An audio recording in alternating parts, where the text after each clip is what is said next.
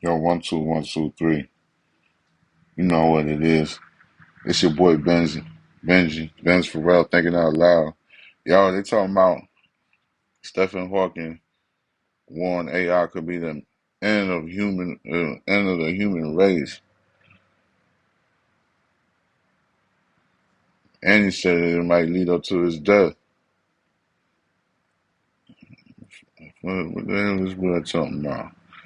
Long before Elon Musk and Apple co-founder Steve Wozniak signed a letter warning that artificial intelligence poses profound risk to humanity. British uh, theoretical theory is a British theorist, physicist Stephen Hawking had been sounding the alarm on a rapidly evolving technology. The development of full artificial intelligence could spell the end of the human race. Hawking told the BBC in an interview in 2014. Hawking, who suffered from amyotrophic, I can't even pronounce that, lateral sclerosis, amyotrophic lateral sclerosis for more than 55 years, died in 2018 at the age of 76. Though he had critical remarks on AI, he also used a very basic form of the technology in order to communicate due to his disease, which weakens muscles and required Hogan to use a wheelchair.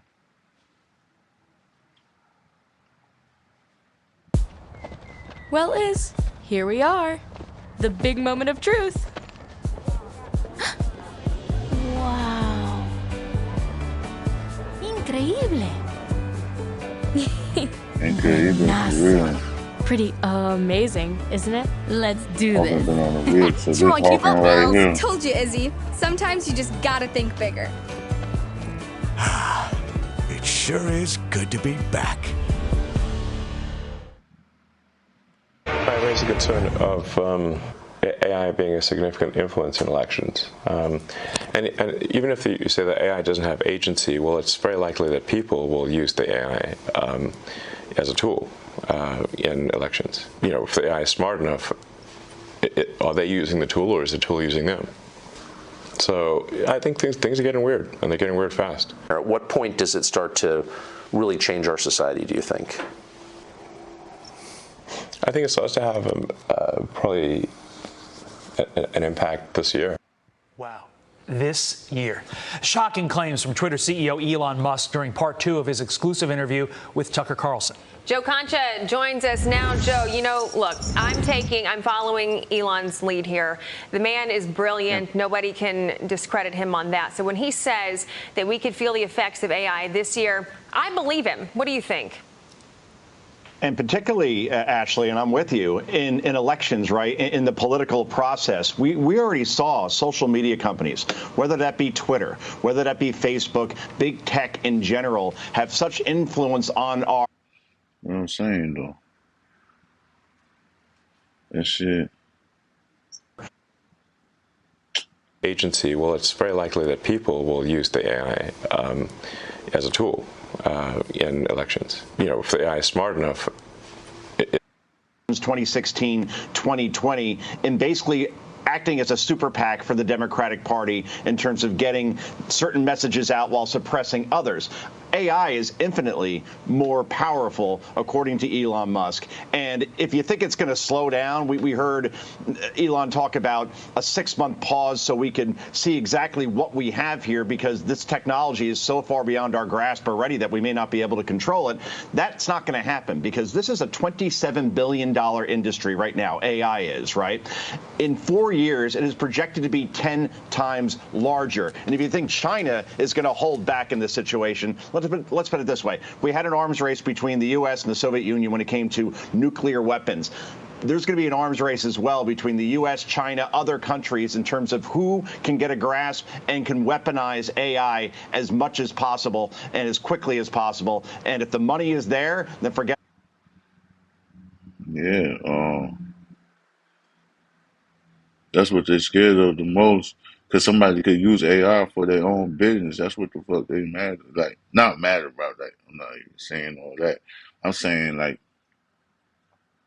it can be the demise of it could turn into a big problem. That's what basically they're saying. Hawkins was left unable to speak in 1985 and relied on various ways to communicate, including a speech generating device run by Intel, which allowed him to use facial movements to select words and letters that were synthesized to speech. Hawkins commented to the BBC in 2014 that AI could spell the end of the human race was in response to a question about potentially rampant. I don't know why I can't pronunciate certain things. The voice technology, rampant the voice technology. He relied on. He told the BBC that very basic forms of AI had already proven powerful, but creating systems that rival human intelligence or surpass it could be disastrous for the human race. Did they even get that far with it? I don't even think they got advanced with the AI like that. I see what they're saying. It would take off on its own and redesign itself at a, at an ever increasing rate. Humans will are humans who are limited by slow biological evolution couldn't compete and would be mm,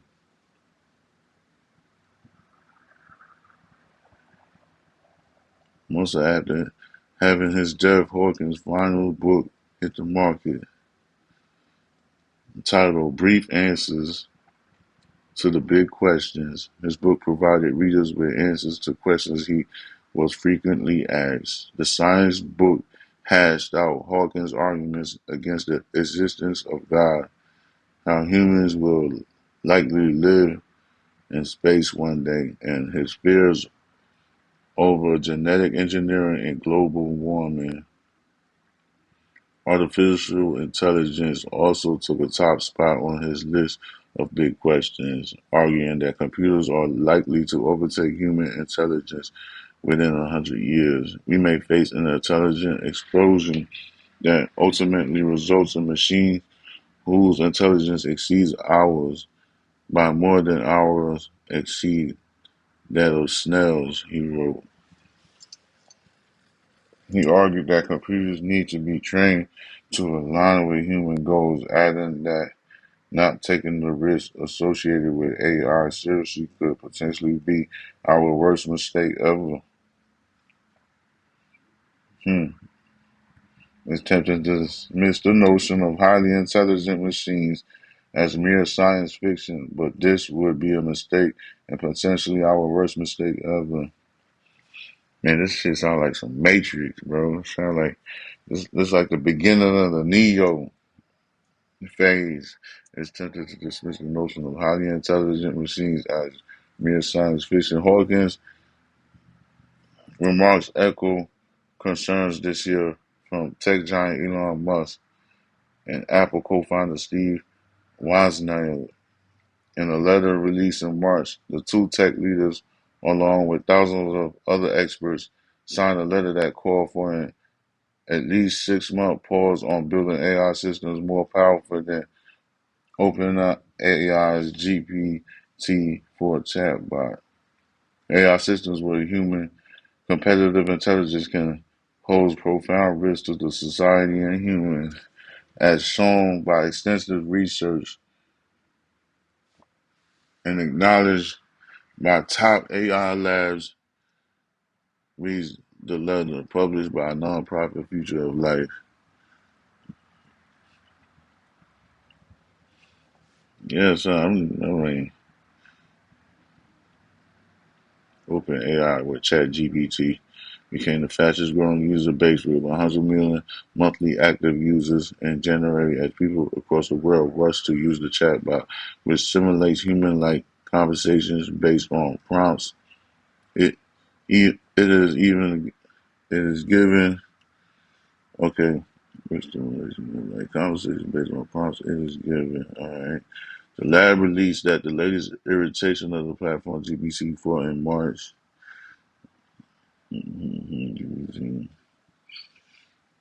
You download that shit. You could ask it a bunch of questions. Despite calls to pause research at AI labs that are working on tech that would surpass GPT for the release of the system serve as a watershed moment that reverberate across the tech industry and catapulted various companies to compete on building their own AI system, which that's what's going on right now. There's a whole bunch of different companies that's making their own AI GBT, or like there's a bunch of them. There's even different apps like Cash App and Zelle and Venmo. They might get all replaced too. Bob Lee, he was stabbed to death last month. So it's a lot of like techies that's trying to compete with this. So it's probably a bunch of stuff going on. Human beings, everybody's trying to be rich or make some type of money or be the next tech giant like Elon Musk, for example, right? Everybody trying to get a piece of this. Google is working to overhaul its search engine and even create a new one that relies on AI. Microsoft has rolled out the new Bing search engine described as uses AI-powered co-pilot for the web. Yup. Yeah, I already messed around with that. You could go and Bing and talk to Bing and look for stuff for you and answer questions. It's like you don't even have to like type anything too much no more. You could just talk to the system. That's been going on though, but there's like better ones now, and there's more coming out in the near future. And Musk said he will launch a rival AI system that he described as maximum truth seeking. Wow. Hawking advised in the year prior to his death that the world needed to learn how to prepare for or avoid the potential risks associated with AI, arguing that the systems could be the worst event in the history of our civilization. He did note, however, that the future is still unknown and AI could prove beneficial for humanity and if trained correctly. Success in creating effective AI could be the biggest event in the history of our civilization or the worst. We just don't know. So we cannot know if we will be infinitely helped by AI or ignored by it and sidelined or conceivably destroyed by it. Hawkins said during the speech at the Web Summit Technology Conference in Portugal in 2017. So we don't know. It depends how they manufacture this new technology. And I don't know if it can be manipulated. You know how man is with device. Some men they got ulterior motives and doing something crazy. So I guess we'll see what it'll do, what AI would do.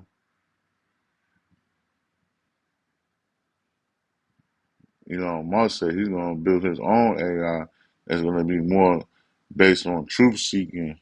I wonder if he's really serious when he said, yeah,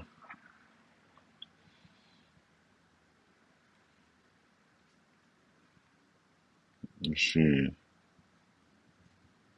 About it. This thing's going to spiral out of control with very little regulation. Elon Musk is one of the few people, Todd, talking about this right now while our government isn't saying much. And Joe, you raised the important point. I mean, my takeaways from this interview, Elon's really smart. Even he doesn't fully grasp AI. What are the chances that the bureaucrats and our elected officials in Washington understand what the heck is going in? Slim to none, and Slim just left the building. Meantime, Elon Musk didn't just talk about AI. He also talked about declining birth rates. Watch.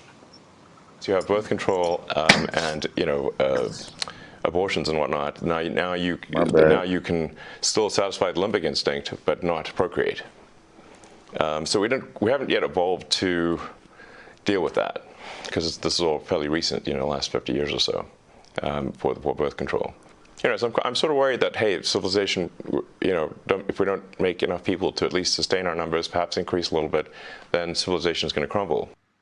Joe, why doesn't the left seem to be concerned by that? And in fact, I would argue, seems to be encouraging fewer humans on the planet.